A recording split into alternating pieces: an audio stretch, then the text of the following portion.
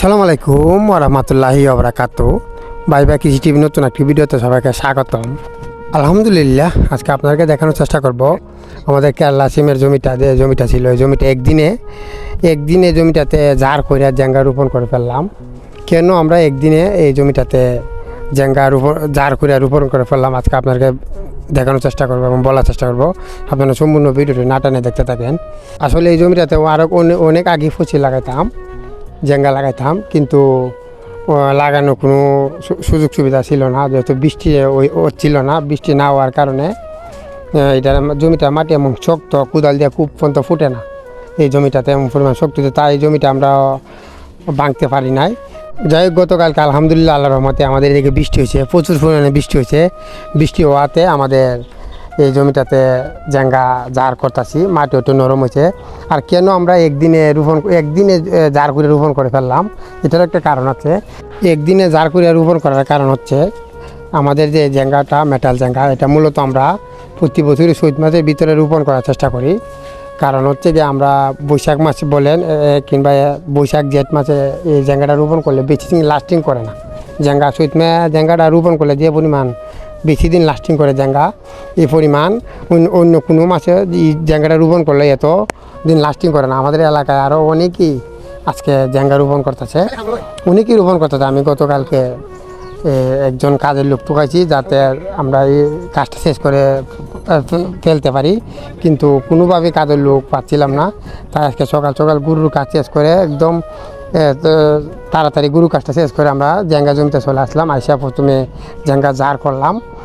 আসলে জমিটা প্রায় 35 শতক জায়গা। 35 শতক জমিতে একদিনে জার করে রোপণ করা অনেক ব্যাপার স্যাপার।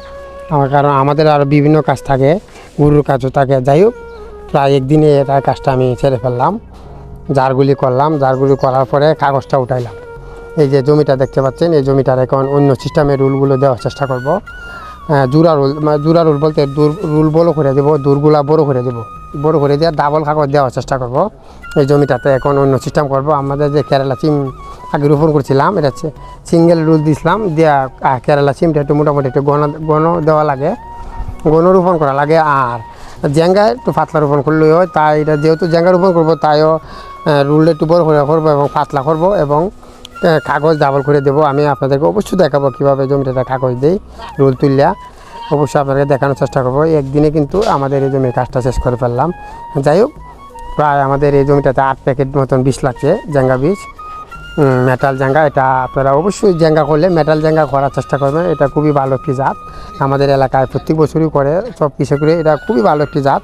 অবশ্যই আপনাদেরকে কীরকম ফলন হয় আপনাদেরকে দেখানোর চেষ্টা করবো। আসলে আমরা যতটুকু পারি যত্ন করার চেষ্টা করি, আর ফলন দেওয়ার মালিক হচ্ছে আল্লাহ।